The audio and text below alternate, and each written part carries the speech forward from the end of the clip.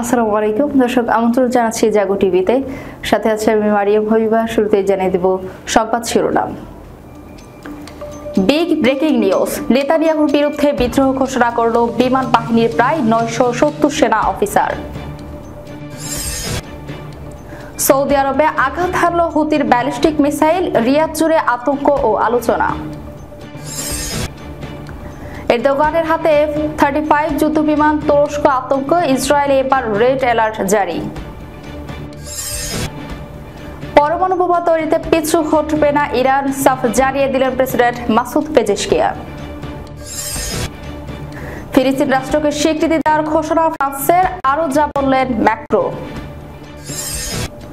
পশ্চিমবঙ্গে ওয়াকফ সংশোধনী আইন চালু না করার ঘোষণা মমতা ব্যানার্জির। শুনছিলেন সংবাদ শিরোনাম, এবারে বিস্তারিত। নেতানিয়াহুর বিরুদ্ধে বিদ্রোহ ঘোষণা করেছে বিমান বাহিনীর প্রায় 970 সেনা ও অফিসার। ফিলিস্তিনের অবরুদ্ধ গাজায় ইসরায়েলের চলমান সামরিক আগ্রাসন বন্ধের দাবি জানিয়েছে দেশটির বিমান বাহিনীর অন্তত 970 জন কর্মী। এতে ক্ষুব্ধ ইসরায়েলি বিমান বাহিনীর কমান্ডাররা এসব কর্মীকে বহিষ্কারের হুমকি দিয়েছেন। ইসরায়েলি দৈনিক হারিসের বরাতে এই খবর জানিয়েছে ব্রিটেন ভিত্তিক সংবাদ মাধ্যম মিডল ইস্ট মনিটর। হারিসের প্রতিবেদন মতে সম্প্রতি ইসরায়েলি বিমান বাহিনীর প্রায় 970 জন কর্মী গাজায় সামরিক আগ্রাসনের বিরোধিতা করে একটি চিঠিতে স্বাক্ষর করেছেন। স্বাক্ষরকারীদের মধ্যে নিয়মিত স্টাফদের পাশাপাশি রিজার্ভ পাইলট ও সেনা সদস্য রয়েছেন। ইসরায়েলি বিমান বাহিনীর অভ্যন্তরীণ বিদ্রোহের সর্বশেষ খবর জানাচ্ছেন সিদ্দিকুর রহমান।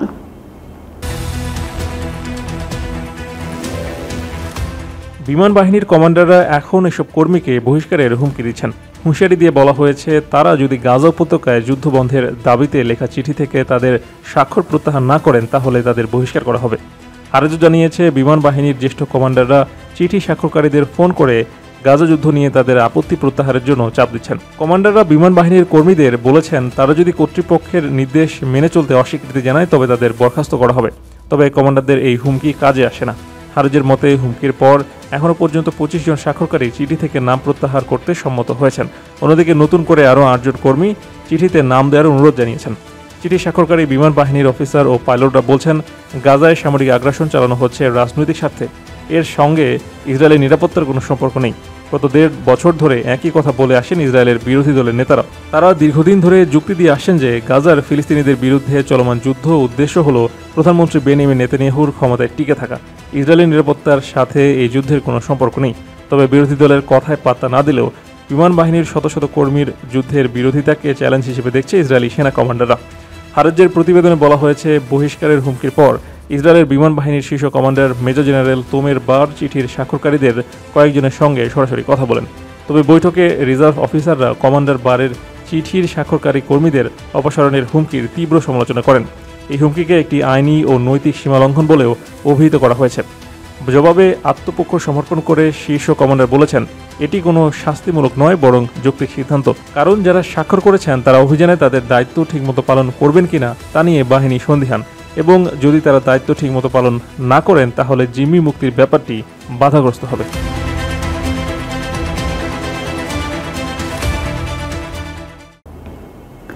ইয়েমেন থেকে ছোড়া মিসাইল আছড়ে পড়েছে সৌদি আরবে। এ নিয়ে শুরু হয়েছে আতঙ্ক ও আলোচনা।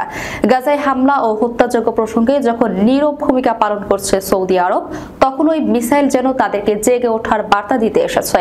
ওই মিসাইল ছড়েছে ইয়েমেন বাহিনী, যারা গাজায় আগ্রাসনের বিরুদ্ধে প্রথম থেকেই ছিল সোচ্চার।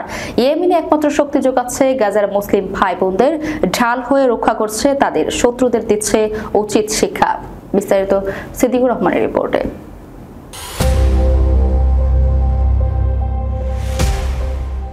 ইয়েমেনের ছোঁড়া মিসাইলে প্রতিদিনই আতঙ্কে থাকতে হয় সাগরে থাকা মার্কিন রণতরীকে। নেতানিয়াহুর আকাশ কেঁপে কেঁপে ওঠে মিসাইল বৃষ্টিতে। ইয়েমেনের প্রতিরোধ যোদ্ধাদের ছোঁড়া একের পর এক মিসাইলে ক্ষতবিক্ষত হয়েছে নেতানিয়াহুর দেশ। ইয়েমেন থেকে মিসাইলটি ইসরায়েলের উদ্দেশ্যে ছোঁড়া হয়েছিল, কিন্তু সেটি তেল আবিবে না পড়ে চলে যায় সৌদি আরবে। আজকে পরে সেখানেই। ইসরায়েলি গণমাধ্যম বলছে, স্থানীয় সময় বুধবার রাত 9টার দিকে ইসরায়েলের দিকে ক্ষেপণাস্ত্রটি ছোঁড়া হয়, তবে সেটি মাঝপথে সৌদি আরবে পড়ে। যদিও সৌদি আরবের কোথায় পড়েছে সে বিষয়ে কোনো তথ্য জানা যায়নি। রিয়াদ এখনও এই বিষয়ে কোনো মন্তব্য করেনি। সৌদিতে আছড়ে পড়া ক্ষেপণাস্ত্রটি ব্যালিস্টিক ক্ষেপণাস্ত্র ছিল বলে জানা গেছে। এই তথ্য জানিয়েছে বার্তা সংস্থা আনাদুল এজেন্সি এবং সংবাদ মাধ্যম Times of Israel. Anadolu agency বলেছে, ইসরায়েলি গণমাধ্যমের খবর অনুযায়ী বুধবার ইয়েমেন থেকে ইসরায়েলের দিকে নিক্ষেপ করা একটি ক্ষেপণাস্ত্র সৌদি আরবে পৌঁছেছে। ইসরায়েলি সেনাবাহিনী এই ক্ষেপণাস্ত্র উৎক্ষেপণের বিষয়টি শনাক্ত করেছে।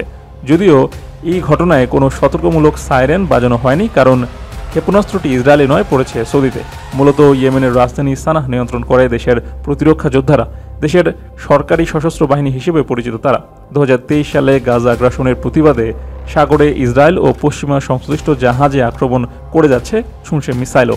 গত 18 মার্চ গাজা উপত্যকায় আবারও ইসরায়েলি আগ্রাসনের পর নতুন করে আক্রমণের তীব্রতা বৃদ্ধি করে সংগঠনটি। তখন থেকে ইসরায়েলের দিকে 18টিরও বেশি ব্যালিস্টিক ক্ষেপণাস্ত্র ও 2টি ড্রোন নিক্ষেপ করেছে সংগঠনটি। এমনকি যুক্তরাষ্ট্রের রণতরী হ্যারি এস ট্রুম্যানকে লক্ষ্য করেও একের পর এক আক্রমণ চালিয়ে যাচ্ছে সংগঠনটি। এরদোগানের হাতে F-35 যুদ্ধবিমান। তুরস্ক আতঙ্কে ইসরায়েলে একবার রেড অ্যালার্ট জারি। দীর্ঘদিন নীরব থাকার পরে হঠাৎ হাজির এরদোয়ান। কোথায় গেলেন আধুনিক অটোম্যান সম্রাট? এই প্রশ্ন সবার মুখে। নিজের দেশ সামলে গদি বাঁচিয়ে বিশ্ব রাজনীতিতেও চোখ রাখছেন তিনি। গাজা, হামাস, সিরিয়া কিংবা হিজবুল্লাহ কোনোটি এড়িয়ে যায়নি তার চোখ, বরং তিনি সাজাচ্ছিলেন নিজের ছক। এবার তার নজর সিরিয়ায়। তুরস্ক এবার সিরিয়ায় নতুন সামরিক ঘাঁটি তৈরির পরিকল্পনা করছে। গণমাধ্যম বলছে, ইসরায়েলের মিত্র আমেরিকার কাছ থেকে পাওয়া বিশেষ অস্ত্র দিয়েই ইসরায়েলকে কাবু করতে চান এরদোগান। বলা হচ্ছে, তুরস্কের F-35 যুদ্ধবিমান ইসরায়েলের জন্য দুঃস্বপ্ন হয়ে দেখা দিতে পারে।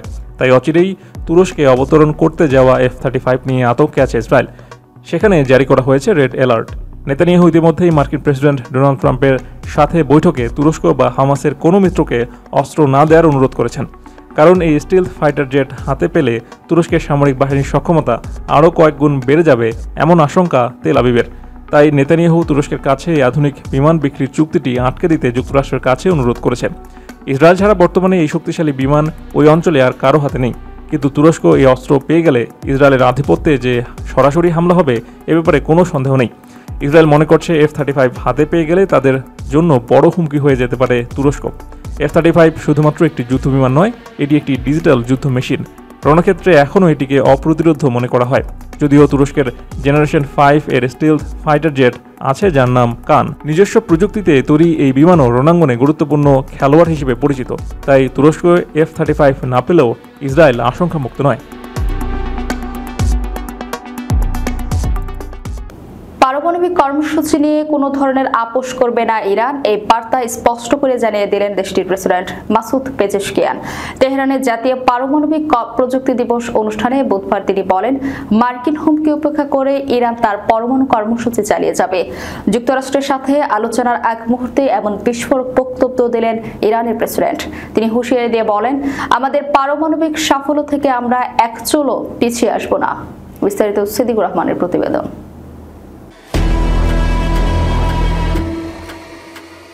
প্রেসিডেন্ট মাসুদ পেজেশকিয়ান জানান, যুক্তরাষ্ট্র যত বেশি হুমকি দেবে আমরা তত বেশি শক্তিশালী হব। ইরান শক্তি, নিরাপত্তা এবং গৌরবের ভিত্তিতে সংলাপে আগ্রহী, তবে নিজেদের অর্জনকে বিসর্জন দেবে না। যদিও তিনি উল্লেখ করেন, তেহরান পারমাণবিক বোমা তৈরি করতে চায় না, কিন্তু পাশাপাশি জানান পারমাণবিক বিজ্ঞান ও শক্তি দেশের প্রয়োজন। আয়াতুল্লাহ খামেনির মতো উদ্ধৃত করে প্রেসিডেন্ট বলেন, ইরানের অবস্থান শতভাগ যাচাই করলেও স্পষ্ট তারা পরমাণু বোমা বানাতে চায় না। তবে সম্ভাব্য আগ্রাসনের বিরুদ্ধে কঠোর প্রতিরোধ গড়ে তোলারও হুঁশিয়ারি দেন তিনি। পশ্চিমাদের সাথে আপোষের সম্ভাবনা নাকচ করে দিয়ে তিনি বলেন, তারা যত আক্রমণ করবে আমরা ততই শক্ত হব। আমরা কখনোই নিজেদের চিন্তাভাবনাকে দমন করতে দেব না। এদিকে যুক্তরাষ্ট্র নতুন করে পরমাণু চুক্তির জন্য চাপ সৃষ্টি করছে। ট্রাম্প প্রশাসন তেহরানকে 2 মাস সময় বেঁধে দিয়েছে, সামরিক পদক্ষেপের হুঁশিয়ারি দিয়েছে। দ্বিতীয় দফা প্রেসিডেন্ট হিসেবে দায়িত্ব নেওয়ার পর ট্রাম্প ফের ইরান বিরোধী অবস্থানে ফিরছেন বলে ধারণা করা হচ্ছে।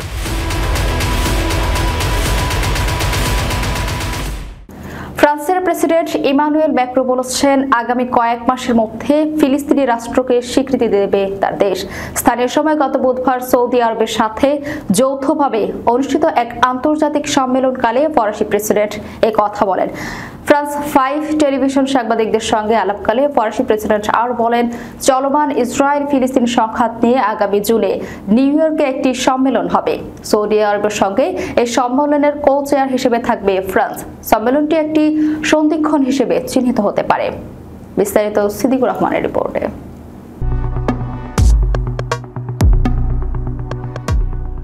সম্মেলনে ফ্রান্সের পক্ষ থেকে ফিলিস্তিন রাষ্ট্রকে স্বীকৃতি দেওয়ার বিষয়ে ম্যাক্রো বলেন, আমাদের লক্ষ্য হলো জুন মাসে সৌদি আরবের সাথে ফিলিস্তিন বিষয়ে এই সম্মেলনের আয়োজন করা, যেখানে আমরা বিভিন্ন পক্ষের পারস্পরিক স্বীকৃতির এই পদক্ষেপ চূড়ান্ত করতে পারি।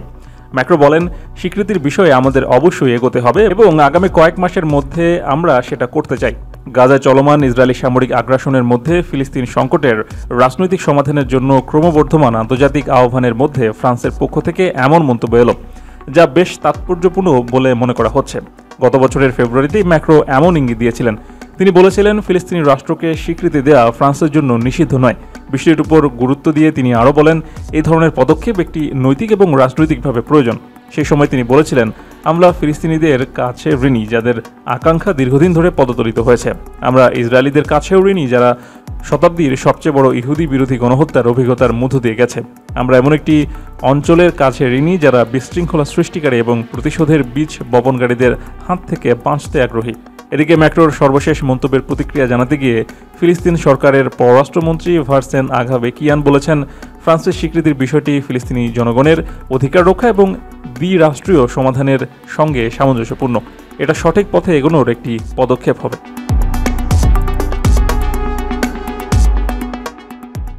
পশ্চিমবঙ্গের মুখ্যমন্ত্রী মমতা ব্যানার্জি বলেছেন, তার রাজ্যে বিতর্কিত ওয়াকফ সংশোধনী আইন চালু হবে না। বুধবার কলকাতায় যৌন সম্প্রদায়ের এক অনুষ্ঠানে এই ঘোষণা দেন তিনি। মমতা বলেন, আমি সংখ্যালঘুদের বলছি, আমি বুঝতে পারছি ওয়াকফ নিয়ে যা হয়েছে তাতে আপনাদের মনে কষ্ট হয়েছে, কিন্তু আপনারা ভরসা রাখুন, পশ্চিমবঙ্গে এ ধরনের কিছু হবে না। এভাবে সম্প্রদায়কে ভেঙে শাসন করার নীতি পশ্চিমবঙ্গে বাস্তবায়িত হবে না। মমতা আরো বলেন, আপনারা সবাইকে এই বার্তা দিন যে সবাইকে একসঙ্গে থাকতে হবে এবং একসঙ্গে বাঁচতে হবে। নিজে বাঁচো এবং অপরকে বাঁচাও, এটাই এখানে নীতি। আপনারা উদ্বিগ্ন হবেন না। তিনি বলেন, আমাকে যদি হত্যার হুমকি দেওয়া হয় তবু আমি ঐক্য ও ভ্রাতৃত্বের জন্য কাজ করে যাব। প্রসঙ্গত গত 3 এপ্রিল উগ্র হিন্দুত্ববাদী বিজেপি সরকারের উদ্যোগে ওয়াকফ সংশোধনী বিলটি ভারতীয় সংসদের উভয় কক্ষে বিতর্কের পর প্রথম লোকসভা এবং পরের দিন ভোরবেলা রাজ্যসভার পাশ হয়েছিল। পরে দেশটির রাষ্ট্রপতি দ্রৌপদী মুর্মু এতে স্বাক্ষর করেন, ফলে এটি আইন হিসেবে কার্যকর হয়ে যায়। দেশটির সমস্ত বিরোধী দল এই বিলের তীব্র বিরোধিতা করে একে সংখ্যালঘুদের ধর্মীয় বিষয়ে হস্তক্ষেপ হিসেবে অভিহিত করেছে। সূত্রদা সিয়াসাত ডেইলি। যাবার আগে শিরোনামগুলো জানিয়ে দেব আরো একবার। বিগ ব্রেকিং নিউজ, নেতানিয়াহুর বিরুদ্ধে বিদ্রোহ ঘোষণা করল বিমান বাহিনীর প্রায় 970 সেনা অফিসার। সৌদি আরবে আঘাত হানল হুতির ব্যালিস্টিক মিসাইল, রিয়াদ জুড়ে আতঙ্ক ও আলোচনা। এরদোগানের হাতে F-35 যুদ্ধবিমান, তুরস্ক আতঙ্ক, ইসরায়েলে এবার রেড অ্যালার্ট জারি। পরমাণু বোমা তৈরিতে পিছু হটবে না ইরান, সাফ জানিয়ে দিলেন প্রেসিডেন্ট মাসুদ পেজেশকিয়ান। ফিলিস্তিন রাষ্ট্রকে স্বীকৃতি দেওয়ার ঘোষণা ফ্রান্সের, আরও যা বললেন ম্যাক্রো। পশ্চিমবঙ্গে ওয়াকফ সংশোধনী আইন চালু না করার ঘোষণা মমতা ব্যানার্জির। এই ছিল এখনকার মতো। পরবর্তী সংবাদ দেখার আমন্ত্রণ রইল। ধন্যবাদ সবাইকে। আল্লাহ হাফেজ।